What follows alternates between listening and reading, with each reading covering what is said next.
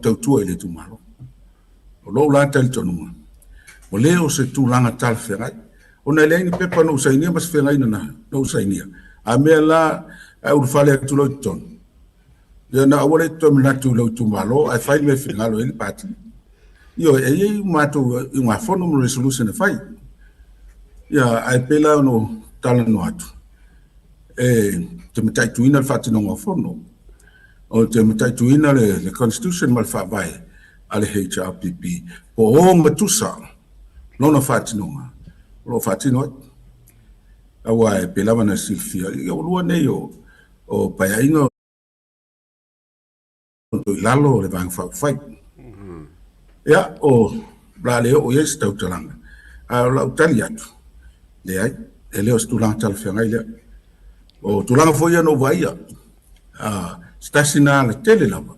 O titilo i swinga. A wai le mawhaina le leila au nanga i tu tono lo tu malo. Pea whai e whatu atia. Ma wha whatu uru se mea. E tu sai vang whawhai. Lo whaloa.